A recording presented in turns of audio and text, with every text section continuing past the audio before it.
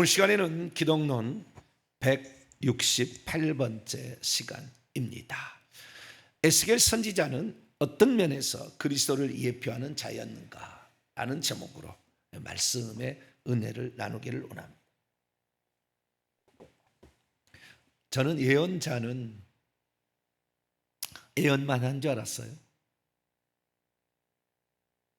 예언만. 그러니까 장차 예수님이 베들레헴에서 탄생한다, 전에서 탄생한다, 갈릴리에서 사역할 것이다. 이사야 9장, 미가서 5장 2절, 이사야 7장 14절. 낙이 타고 가신다, 스가랴 9장 9절. 재림하신다, 스가랴 14장. 다 이렇게 예수님에 대해서 말하면 되잖아요. 그 예언자잖아요. 말하면 되잖아요. 그런데 아주 독특한 선지자가 하나 있어요.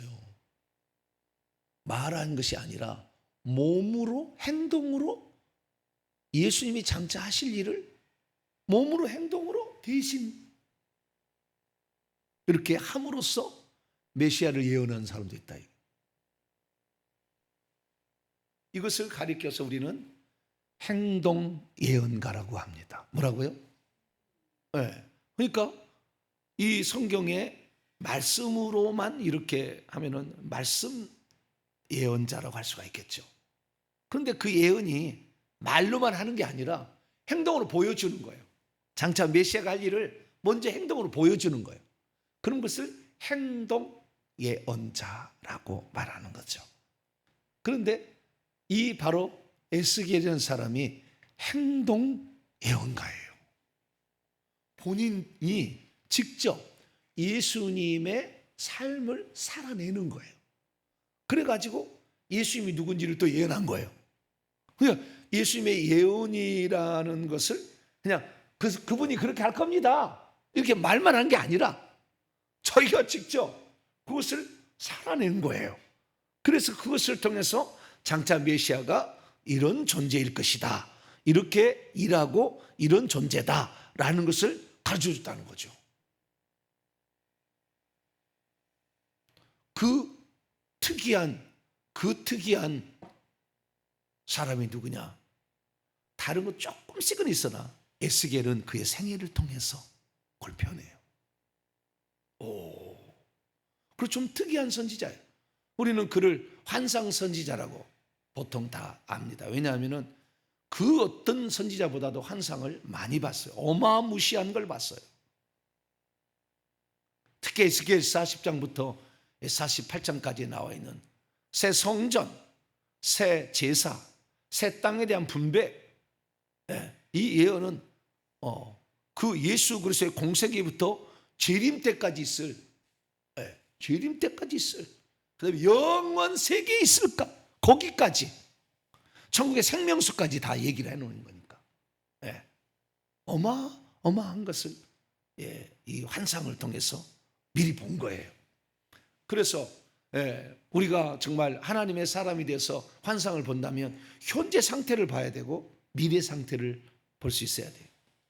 그래야 그 사람이 환상 예언가다, 환상 선지자고 환상의 은사를 가졌다라고 말할 수가 있는 거죠. 그런데 에스겔 선지자는 환상 플러스 행동이라는 게 있었다는 거예요. 물론 기본적으로 예언이 있어요. 기본적으로 예언이 있으나 기본적으로 예를 들어서 하나님께서 다윗 왕으로 오시는데 참 목자로 오신다, 이렇게 했을 때에 그 부분이 조금은 본인에 포함돼요. 그러나 예언이죠, 일종 예언. 본인은 다윗 왕은 될 수는 없을 거니까. 그러나 목자는 되는 거예요. 왜? 그때 당시에 가짜 목자들이 많이 있었거든. 그래서 참 목자를 보여줘야 되잖아. 참 목자는 이런 거다. 환난 핍박을 당한다고 그냥 좀 어렵다고 하지 않는 것도 아니고, 그 다음에 하나님이 하지 않은 말을 막 해대는 이런 가짜 예언자가 되면 안 되잖아. 하나님이 하신 거, 보여주신 것을 그대로 말해낼 수 있어야 되는 거죠. 근데 그게 쉽지 않아요. 여러분들 나중에 목회자가 되어봅니다마는 그 어느 누구도 얘기하지 않았는데 주님의 이 시대 가운데 얘기하라 하는 것이 현재의 기존에 있는 모든 교리와 체계를 막 흔드는 거라면 이게 쉽지 않다니까요. 가만 놔두지 않거든. 주변에서 그 공포감과요, 그 눌림은 어마어마해요. 자꾸 불러다가요 얘기를 하거든. 저도 몇 번 불려갔어요. 자꾸 얘기를 하거든. 너 그렇게 하지 마라. 너 그렇게 하면 너 큰일 난다. 맨날 그렇게 해. 그래서 어떤 직분도 너는 자격이 안 된다, 하지 마라. 일반적인 얘기를 너는 하지 않지 않느냐, 막 이래. 그래서 제가 어떤 직분을 감당하는 거에 의해서 이거 이런 거에 대해서 나는 그 어떤 명예직으로 막 이렇게 하려고 하잖아. 그런 것들. 그래서요 쉽지 않다니까요 이게. 그러나 하나님께서 그에게 그렇게 말씀하셨는데 그 일을 하지 않으면 누가 하겠어요? 네만 할 수 있으니까 나는 시킨 거예요. 뭐라고요? 네 집에 네 때문에 남편 고난하고 너를 먼저 보낸 거라 이거죠. 다른 사람 못 할 거니까 그렇게 포악하고 그렇게 불신앙적이고 그렇게 나를 두들겨 패고 집안 책임 하나도 안 진 남편을 붙여줬어. 이놈은 남편을 죽여 살려. 어떻게 해야 돼요? 네가 감당할 수 있으니까 네가 붙들어가지고 네가 천국 보내길 수 있다는 거라고 나한테 붙여줬다는 거예요. 얼마나 감사한 일이에요. 할렐루야. 아멘 안 하시는 것 같아요.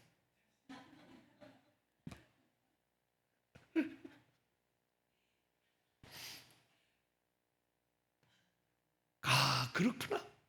그렇구나. 우리의 사명이 그런 거구나. 이렇게 아는 거죠. 그래서 에스겔이 얘기하는 거, 선지자들이 다 가짜를 예언하는 거예요. 에스겔 시대에 들어가서 에스겔한테는 진짜를 얘기하는데 그게 얘기하기 쉽지 않다니까요. 다 가짜를 얘기하는데 너만 진짜라면 야 니만 예언자냐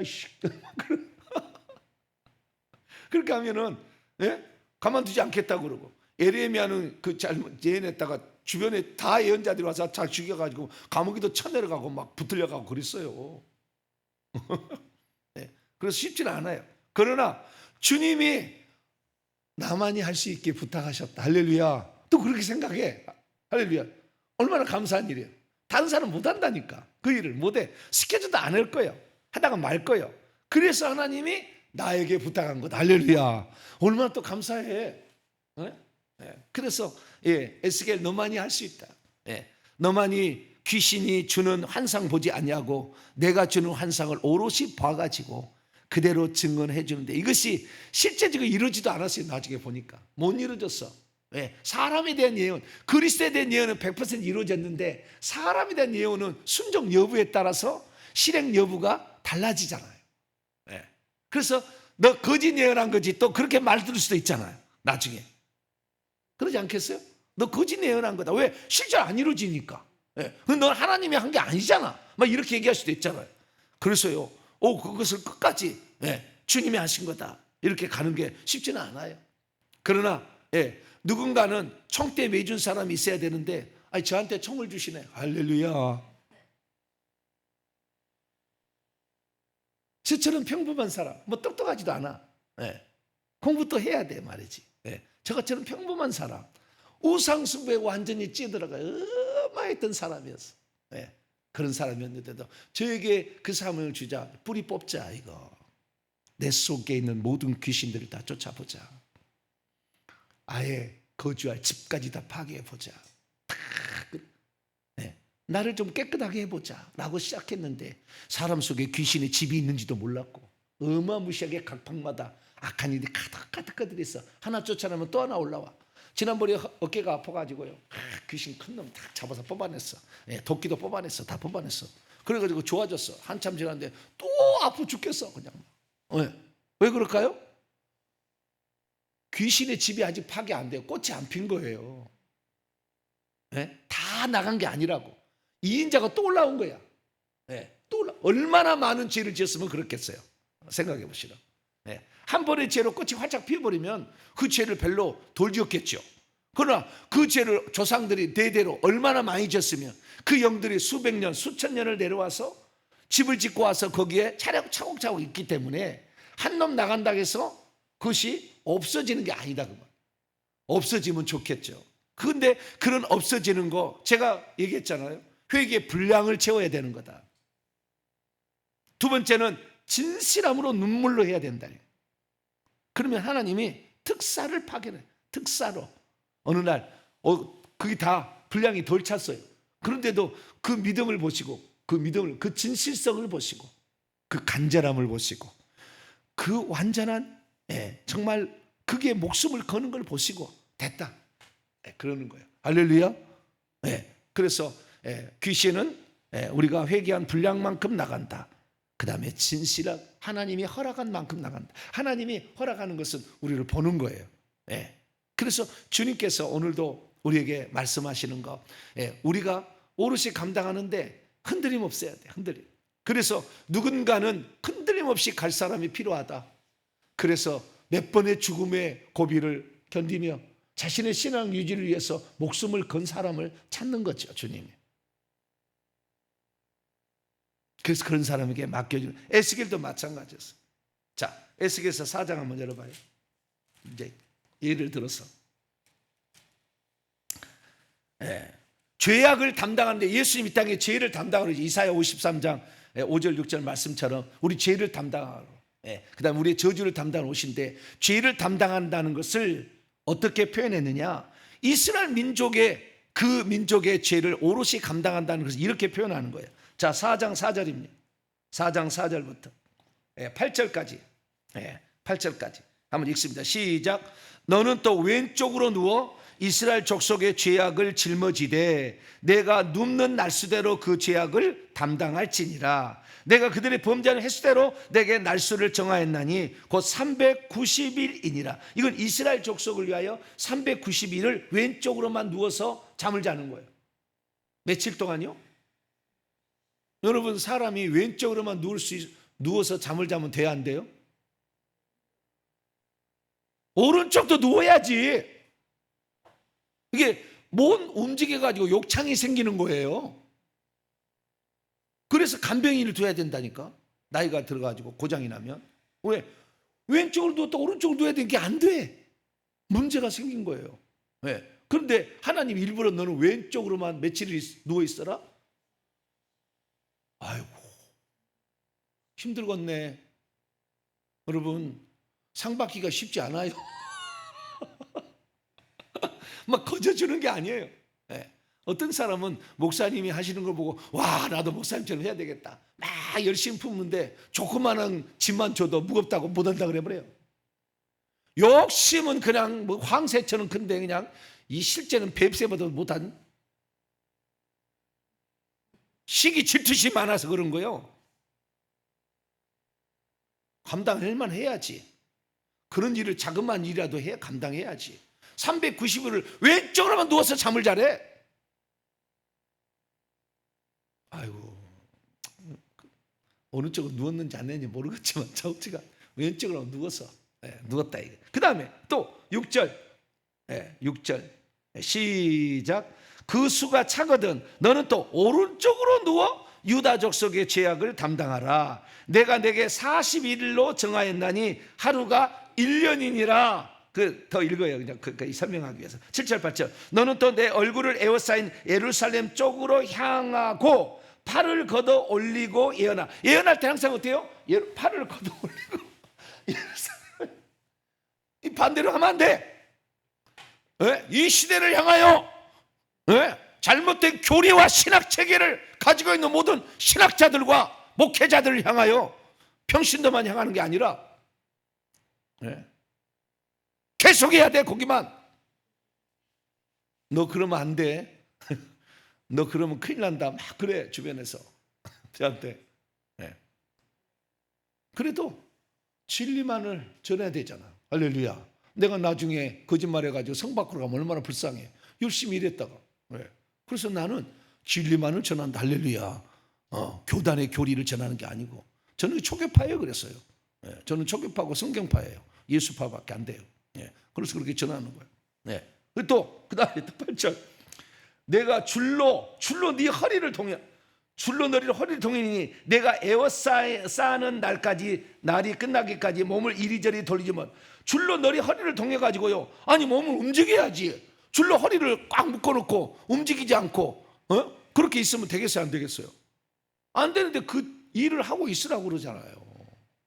아이고. 그런데 그래도요 40일은 좀 약관에 390일을 그렇게 왼쪽으로만 누워라. 이스라엘 족속의 죄악을 담당하기 위해서 390일은 왼쪽으로만 누워 있어라. 유다 족속의 죄악을 감당해서 오른쪽으로 다시 그게 끝나면 그 다음에 오른쪽으로 또 40일을 또 그렇게 하고 있어라 이러잖아요. 네. 그러면 토탈 며칠이에요? 산수가 안 돼요? 390일 더하기 40일 그러면 430년이잖아요. 430. 이스라엘 백성이 애굽에서 나올 때 애굽에서 아브라함부터 시작해 가지고 나올 때 430년 만에 나와요. 그 다음에 성전을 지을 때부터 요 바벨론 포로까지도 430년이에요. 하루를 1년으로 계산한 거예요. 이스라엘 민족의 죄악을 감당하는 날을 하나님이 정해주고 행동 예언을 하게 한 거예요. 행동 예언을 하게 한 거예요. 그래서 예수님도 이 땅에 오셔서 인류의 죄악을 감당할 것을 그 무거운 짐을 홀로 지고 가야 된다라는 것을 미리 얘기한 거예요. 우리는요 우리만이 짊어질 짐이 있어요. 물론 그 짐을 주님께서 나에게 맡기라 그렇게 얘기하죠. 그러나 우리만이 아까도 제가 얘기했습니다. 서로는 얘기했습니다만은 우리가 하는 거라니까. 주님이 하는 거지만 우리가 하는 거예요. 우리가 감당해야 될 거라고. 우리가 감당. 그러나 나중에 시간이 지나면 주님이 하셨구나. 이걸 이제 우리가 결론적으로 이렇게 말씀을 드리는 거예요. 그러나 거꾸로 주님이 하신다고 지 하나 손 하나 까딱하지 않고 주님이 시킬 때까지 한다. 이런 못된 생각을 하는 사람이 꽉 찼다 그 말이에요.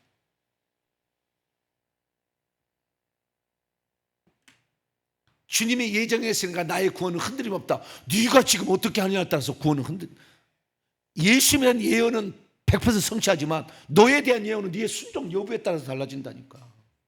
그걸 몰라.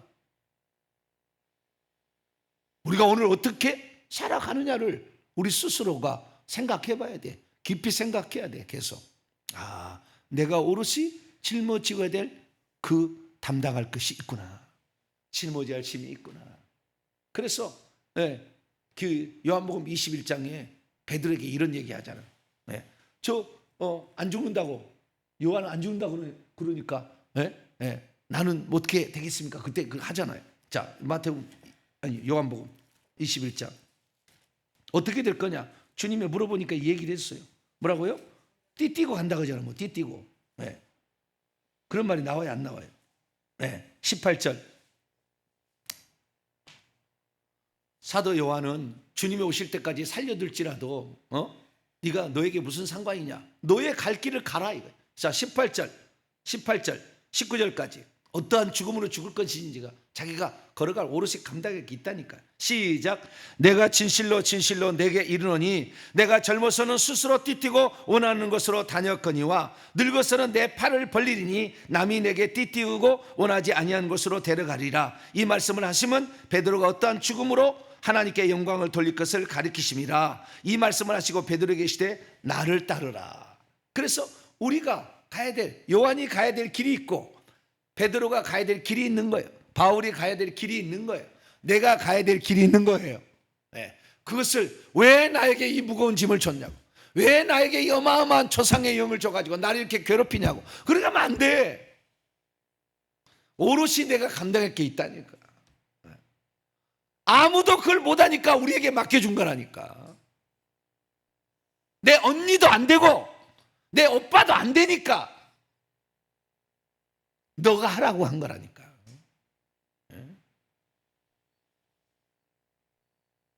어떤 저도 생각해 봤어요.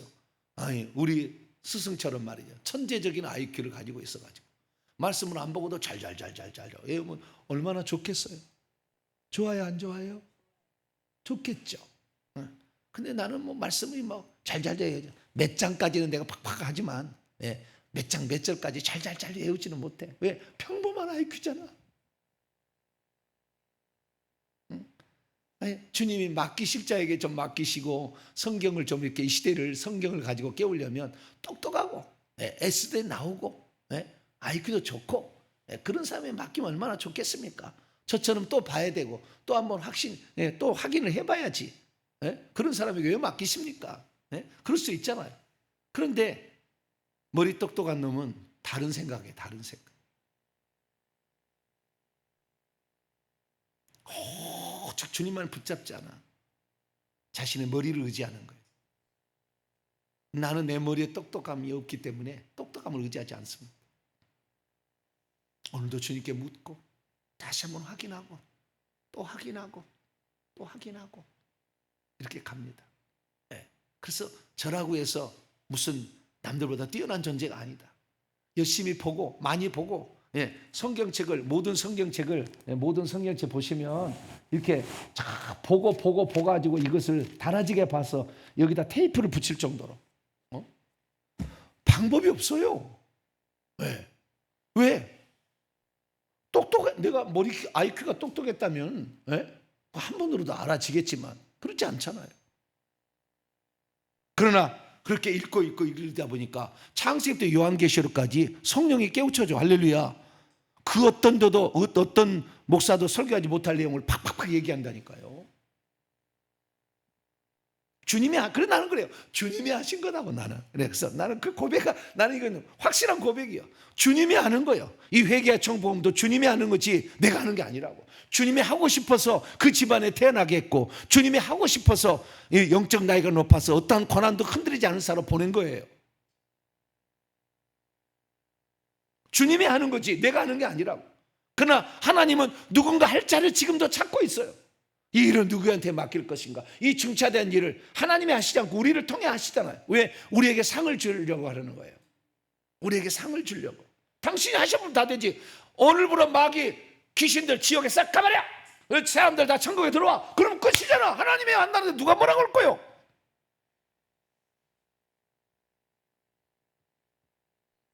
그런데 하나님은 연약한 우리를 통해 하기를 원하신다. 우리를 하기를 원하신다. 그래서 오늘도 더 그렇습니다. 주님, 저는 부족합니다. 저는 부족합니다. 제가 감당할 만한 그런 실력자가 아닙니다. 그러나 주님 의지하고 갑니다. 적은 것을 맡겨줬을 때 충성하니까 큰 것도 맡겨주는 거예요. 큰 것만 욕심내고 적은 것 주면 이렇게 하고 일 안 하는 사람이 꽉 찼어. 내가 보니까 그게 한 달란트 받은 자예요. 게으르고 악한 종입니다. 작은 일에 충성해야 돼. 작은 일에도 충성해봐요. 이렇게 해보면 하나님이 다 보고 있어요. 다 보고 있다고. 그래서 어느 날 됐다. 그 일을 해라. 맡겨주는 것이고 우리가 그 일을 감당하는 것입니다. 그리고 여기 보니까 그래서 이 행동 예언가했다. 그래서 이 행동 예언가했는데 그 예수님의 삶을 미리 행동으로 살아본 게 8가지나 돼요. 8가지나 돼. 조금 잘 먹겠지만 8가지나 돼. 그런데 그 8가지의 행동 예언을 했는데요. 그 행동 예언에 크게 더 많이 있겠지만 제가 이제 출연해 보면 한 8가지 되는 것 같아요. 그런데 제가 왜 이 에스겔을 예수님이 그러니까 다른 예언자는 전부 다 예수님이 이럴 거라고 말만 한 거예요. 지는 안 살아. 그렇게 안 살아도 돼. 그런데 그의 삶이 예수님의 삶을 예표해 버린 거예요. 에스겔은. 여기 좀 다른 거예요.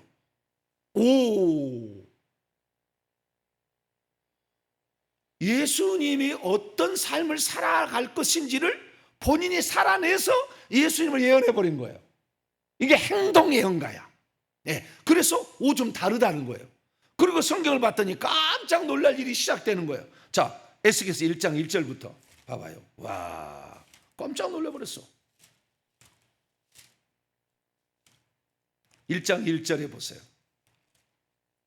에스겔서 오늘 본 말씀 1장 30째 해 넷째 달 초닷새에 내가 글방 강가 사로잡힌 자 중에 있을 때 하늘이 열리며 하나님의 모습이 내게 보이니 여기 보세요.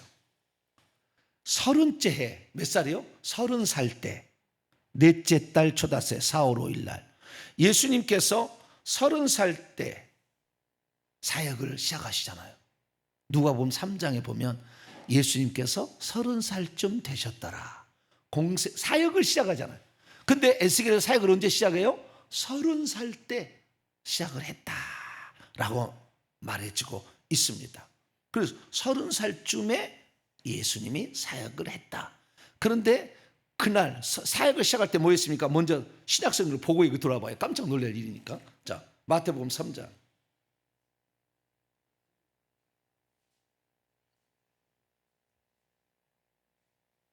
마태복음 3장 16절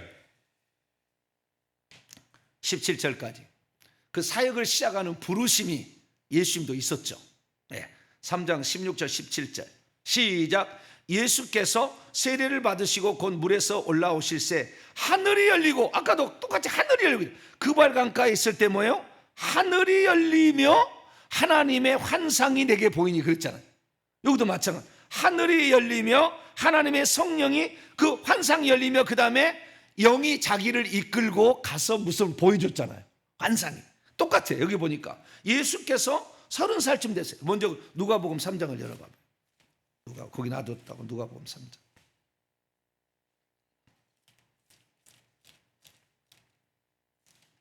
누가복음 3장 23절 읽습니다. 시작. 예수께서 가르치심을 시작하실 때 30세쯤 되시니라. 거기 30세쯤 됐다 그랬잖아. 누가복음 3장 23절에 30살에, 다시 마태복음 3장 16절 예수께서 30살에 세례를 받은 물에서 하늘이 열리며, 똑같잖아. 그 다음에 하나님의 성령이, 마찬가지 하나님의 환상이, 성령이 그를 이끌고 어떤 것을 보여주면서 사역을 시작하게 되잖아. 하늘이 열리며 하나님의 성령이 비둘기같이 내려 자기 위에 임하심을 보시더니 하늘로부터 소리가 있어 말씀하시되 이는 내 사랑하는 내 기뻐하는 자라 하시니라. 다시 에스겔에서 돌아봐요. 30째 넷째 달 초닷새에 내가 그발 강가에 사로잡힌 자 중에 있을 때에, 어떤 상황이 있었죠. 사로잡힌 자 있을 때에 하늘이 열리며 하나님의 환상이 내게 보이고, 그 다음에 하나님 말씀이 있잖아요.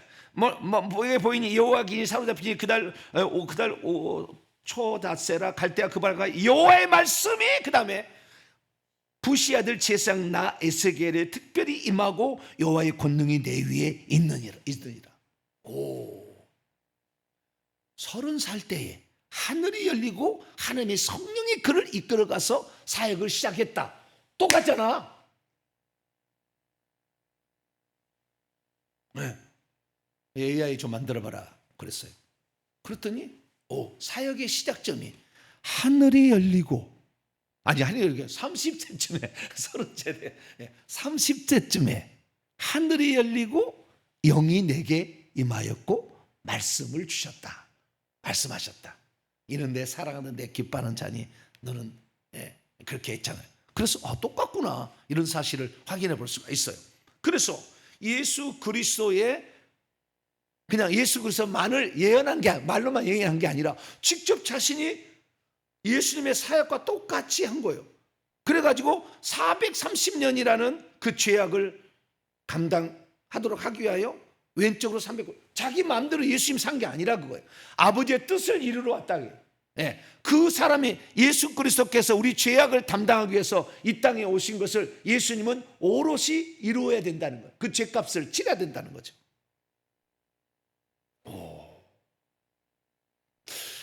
그래서 에스겔 선지자는 그냥 선지자가 아니었구나, 말만 하는 그런 선지자가 아니었구나 라는 사실을 알 수가 있어요. 특별히 더 충격적인 것은 에스겔 읽을 때 제가 제일 충격받은 것은 뭐냐면 맨날 인자야 그러는 거예요. 그게 예수님이 자기가 인자가 맨날 그러잖아요. 예를 들어서 이런 거예요. 마태복음 8장 20절 인자가 머리 들 것이 없다 막 그래. 그 다음에 마태복음 9장 6절 인자가 죄를 사하는 권세를 있는 줄 알게 하리라 하고 침상을 들고 걸어가라. 그 다음에 마태복음 10장 23절 이렇게 되면 인자가 오리라. 16장 27절 인자가 자기 천사들과 함께 올 때에, 그 예수님 자기를 인자라고 하잖아. 그 다음에 마태복음 12장 8절에도 인자는 안식일의 주인이니라 그렇게 얘기해. 그 다음에 마태복음 12장 40절 인자가 죽은 자들 가운데서 사흘 만에 다시 살아날 거다 그런 예언을 하고, 그 다음에 마태복음 17장 9절에도 인자가 아닙니다. 마태복음 12장 40절에는 인자가 땅 속에 사흘 동안 있으리라, 요나 표적처럼. 그리고 마태복음 17장 9절에 인자가 죽은 자들 가운데 3일 만에 살아날 거다 이렇게 예언했고, 전부 예수님이 자기를 가리켜 말하는 말을 뭐라고요? 인자라고 그랬거든. 인자란 말은 사람의 아들이란 뜻이에요. 사람의 아들, 이게 인자예요. 자비로울 인자가 아니고, 자비롭다라는 인자가 아니고 사람의 아들, 사람 인자 아들 자자예요. 그럼 인자가 언제 나오느냐? 자, 말씀이 시작할 때 인자로 시작이 돼요. 자, 1장은 환상이었죠. 자, 2장 1절 에스겔 2장 1절 있습니다. 시작. 그분이 내게 이르시되 인자야 내 발로 일어서라 내가 내게 말하리라. 인자라고 부르잖아요. 인자야라고 예수님 위에 불린 사람이 있을까요? 에스겔 말고 예수님은 자신이 인자라고 했고, 하나님이 인자야라고 이 땅에 당신의 종 가운데 인자야라고 한 사람이 있을까요? 없을까요? 없어요. 에스겔 시험했더니 90번 이상이 되는 것 같아요. 다 시험보니까 90 몇 번 돼요. 인자라는 말이. 에스겔만 그랬느냐? 그러지 않았어요. 한 번 한 경우가 있었어요. 한 번. 다니엘서 8장. 다니엘에게도 한 얘기가 있어요. 다니엘서 8장 17절. 한 번 딱 나와, 한 번. 나머지는 전부 에스겔에만 쓴 거예요. 그래서 제가 아니 예수님의 칭호를 왜 인자라고 했을까? 그게 궁금했는데 답이 나온 거예요. 예수님과 똑같은 삶을 살아내야 됐다는 거예요. 똑같이 너도 사람의 아들로서, 내가 사람의 아들로 내려갈 텐데, 내 아들을 사람의 아들로 보낼 텐데 인자의 모습을 네가 그대로 살아내야 된다. 그게 숨겨져 있었던 거예요. 근데 이게 그래서요, 이 나중에 살펴보겠지만 다니엘도 예수님의 삶을 살아낸 게 있어요. 그래서 그건 나중에 내가 살펴볼게요. 그런데 여기도 있어요. 그래서 한번 8장 17절 다니엘 8장 17절. 자, 여기도 똑같이 환상이라는 게 나오고요, 인자이라는 표현이 나옵니다. 자, 15절에서 17절까지 15절 17절 시작. 나 다니엘이 이 환상을 보고 그 뜻을 알고자 할 때 사람 모양 같은 것이 내 앞에 섰고 내가 들은즉 을레강 두 언덕 사이에서 사람의 목소리가 있어 외쳐 이르되 가브리엘아 이 환상을 이 사람에게 깨닫게 하라 하더니 그가 내가 선 곳으로 나왔는데 그가 나올 때 내가 들어서 얼굴을 땅에 대고 엎드리매 그가 가브리엘이 내게 이르되 인자야 깨달아 알라 이 환상은 정한 때 끝에 관한 것이니라. 여기도 인자 단 한 번 나와요. 단 한 번. 그리고 전부 90번 이상 에스겔에만 나와요. 근데 신약 성경에 들어와서 예수님이 자신을 하나님이 아들에게 인자라고 한 적은 없어요. 하나님 당신이 당신 자신을 지칭할 때 인자가 죄 사하는 권세가 있다. 인자는 안식일의 주인이다. 인자가 모든 천사들과 올 것이다. 계속 인자를 자기 자신을 지칭하는 삼위칭 명사처럼 쓰는 거예요. 대명사로 이렇게 쓰는 거예요. 인칭 대명사로 이렇게 삼위칭 인칭 대명사 인자가라는데 그것은 내가라는 것의 다른 표현이에요. 그런데 왜 예수님은 인자라는 말을 썼을까요? 그것은 내가라고 해버리면 나는 뭐요? 나는 알파 오메가지. 나는 스스로 있는 자지. 나는 주 하나님이지. 내가 해버리면. 그렇기 때문에 내가 해버리면 안 되니까 나는 지금 인자로 왔다. 사람의 아들로 하나님의 무슨 뜻을 성취하기 위해서 피조물의 형상을 입고 왔다는 거예요. 피 흘리게 왔잖아. 뭔가 이 위해서 왔잖아 지금. 어떤 사명을 이루기 위해서 왔다라는 것 때문에 스스로가 당신을 인자라고 표현한 거예요. 내가 하나님이다 그러면 왜 죽어? 안 죽고도 인류를 구원할 수 있지 이렇게 생각하면 끝이잖아요. 근데 인자, 그래 내가 사람으로 이 땅에 태어났다. 사람의 아들로 벤 아담, 아담의 아들이죠. 벤 아담으로 태어났다. 사람의 후손으로, 아담의 후손으로 내가 태어났다. 할 일이 있다는 거죠. 사람으로 태어나서 해야 될 일이 있다는, 하나님으로서 하나님이어야 되는 자격이 필수적이지만 그러나 사람으로가 돼야만이 하는 영역도 있다는 거죠. 그래서 예수님, 나는 항상 벤 아담이다, 아담의 아들이다, 벤 아담이다, 아담의 아들이다. 예, 사람이란 말이 아담이라는 뜻이에요. 아시겠죠? 사람이란 말을 히브리어로는 아담이라고 돼 있어요. 그래, 벤 아담이요, 인자야 벤 아담아 이거예요. 벤은 아들이요, 벤 허는 허의 아들이요. 벤허 영화 있죠? 네, 그건 누구예요? 허의 아들이라니까. 그놈 잘생긴 놈 있잖아, 그놈. 내 이름 모르는데 유명한 배우야, 그 양반이. 벤허, 네. 허의 아들이라 그 말이죠. 네. 벤 아담, 아담의 아들아, 그런 거예요. 인자야란 말은 뭐라고요? 아담의 아들아. 그러면 너가 인간으로서 네가 해야 될 일이 있다라는 거잖아요. 너는 신이 아니야. 너 인간으로서 해야 될 일이 있다, 이런 거잖아요. 그래서 예수님 보았을 때, 그래서 이 인자야라는 뜻은 네 가지 의미가 있어요. 첫째, 너는 사람이다. 사람으로서 해야 될 일이 있다 라는 거예요. 첫 번째는 뭐라고요? 사람이다. 너는 사람이다. 그래서 사람으로서 해야 돼. 그러니까 사람 사기가 쉽지 않을 거다. 힘들고 피곤하고 고통스럽고. 390일을 한쪽으로만 잠을 자려고 해봐. 욕창이 생겨버렸는지 안 생긴지 모르겠네. 그것만이 아니요, 나중에 더 보면 이렇게 행동 예언이.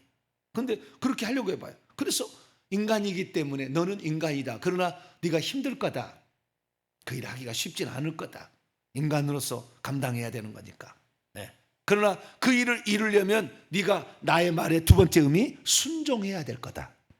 그래야 그 일을 감당할 수 있다. 너는 약하니까, 너는 부족하니까, 인간으로서 너는 그 일을 감당하기 어려울 거다. 그래서 나의 말을 절적으로 믿고 신뢰하고 나의 말에 순종해야 될 거다 라는 말은 암시가 돼 있어. 두 번째는 너는 인간이다. 그래 힘들 거다.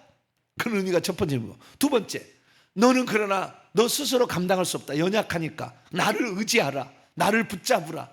내 말을 신뢰하고, 사람이 너에게 뭐라고 평가하든 너는 나의 말을 듣고 너는 나의 말을 순종해서 그대로 해야 된다.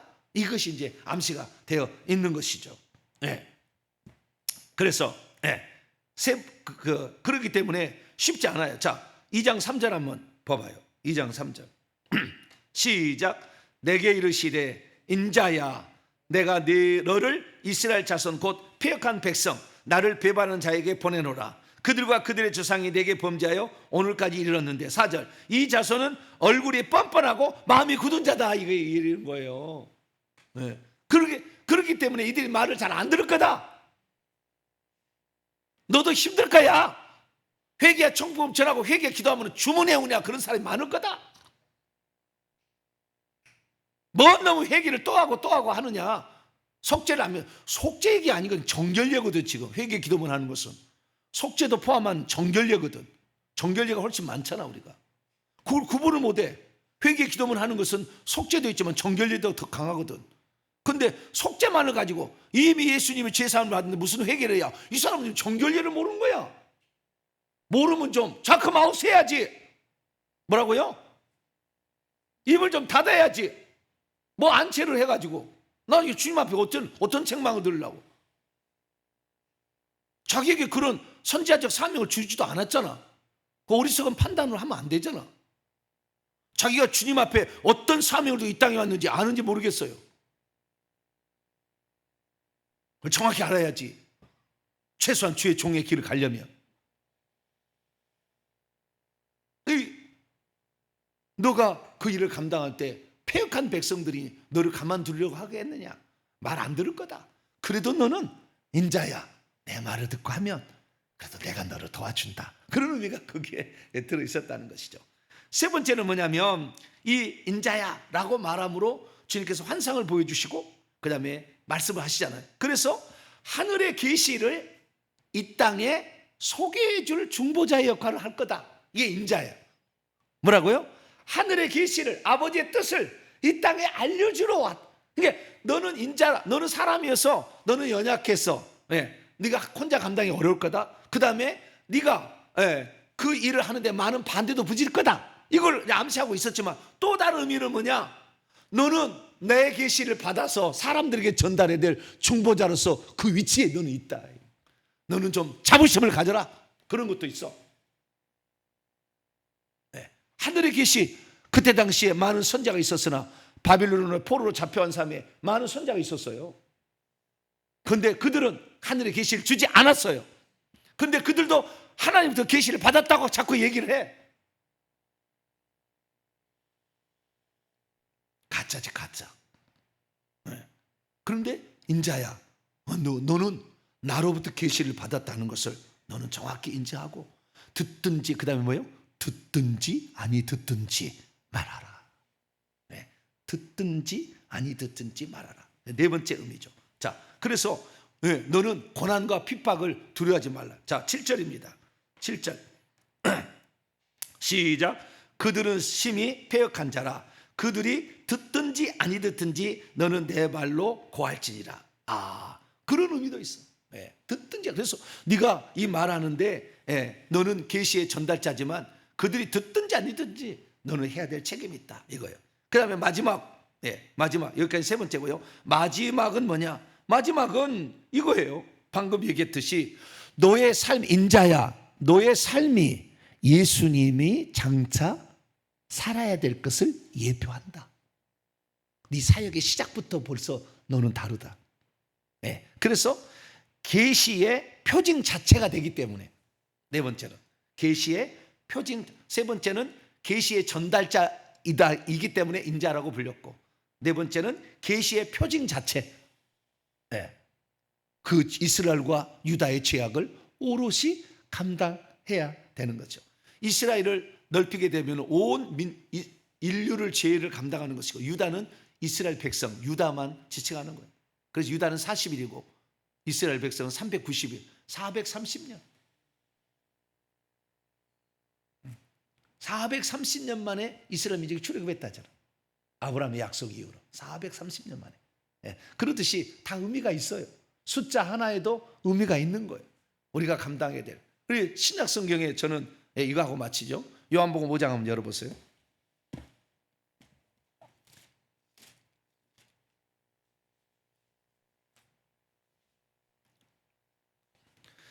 베데스다 목가에 예수님께서 치료하러 가셨는데, 벳에스다, 긍휼의 집이라는 뜻이죠. 벳집이라는 에스더, 벳에스다, 긍휼의 집이라는 거잖아요. 긍휼의 집이었는데 거기에 누구를 고치러 가셨느냐? 5절 말씀 보세요. 5절 말씀 시작. 거기 38배 된 병자가 있더라. 그를 고쳐주죠. 가자. 왜 38배겠어요? 예수님이 이제 오셨는데 38배 죄값을 담당한 거예요. 그게 무슨 말이냐면, 여호수아와 갈렙이 정탐꾼 갔다 왔잖아요. 갔다 왔는데 갔다 온 뒤로 38년을 광야에서 방황합니다. 정확히 40이 아니야. 38년이야. 그거 보면. 그래서 광야의 그 시련을 통과해 왔다. 너희 민족이 이제는 해방될 때가 됐다. 내가 왔다. 고생했다. 그리고 38년 된 병자를 고쳐주는 거예요. 그 많은 병자 가운데 숫자가 함부로 쓰여지지 않는다, 그 말이에요. 숫자가. 그래서 이스라엘아, 너희들은 이제 고난의 역경을 통과했으니 내가 와서 너희들을 자유롭게 해준다. 이제 적과 꿀인 가나안 땅에 들어갈 때가 됐다. 내가 이끌 감아. 이런 거죠. 그래서 자, 이제 그 행동 예언에 대해서 내일 이제 공부를 하고, 오늘까지는 아하, 이 에스겔이 행동 예언가였구나.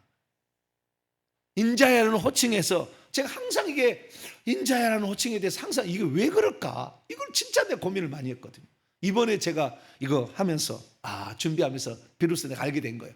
오, 그런 의미들이 있었구나. 예수님도 너도 사람으로서 해야 될 일이 있다. 항상 알려고, 자기를 인식시키려고. 인자가 자기를 지칭할 때 내가 하나님이다 그러면 안 주고 싶지. 내가 인자, 그래, 아버지의 말에 내가 순종해야 돼. 인간으로 피곤하고 고물에 배고 치우쳐 오줌도 싸야 되잖아. 뭐라고요? 오줌 싸. 배가 고프면 밥도 먹어야 되잖아. 인자로서. 그 다음에 찔리면 아플 거잖아. 채찍이 많이 맞아가지고 가로목 하나도 못 들어가서 쓰러질 거잖아. 힘들잖아. 그래도 인자가 사람으로서 그 일을 감당해. 만약에 사람으로서 그 감당한다는 것을 항상 자기시 하자면 못 해먹겠어요 그럴 거 아니야 나중에. 우리가 오롯이 감당해. 그래서 그를 모든 이름 위에 뛰어난 이름을 주사 하늘과 땅과 땅 속에 있는 모든 피조물이 그 순종을 경배하게 하시잖아요. 그래 하늘에 상이 있다는 거죠. 우리가 오늘 걸어가는데 그냥 평범하게 그냥 아무 힘도 안 들이고 그 길을 걸어가면 뭔 상이 있겠어요? 뭔 상이. 남은 감당하기 어려워. 나기 때문에 감당하기 때문에 붙여줬다니까. 주여 오늘도 오롯이 우리는 이 길을 걸어가겠습니다. 그래서 우리 주님 인자로서 이 에스겔에 먼저 그 일을 했던 것처럼, 그리고 예수님도 인자로서 삶을 살아갔던 것처럼 우리들도 힘들고 어렵고 주님을 의지하지 않으면 못할 거예요. 왜?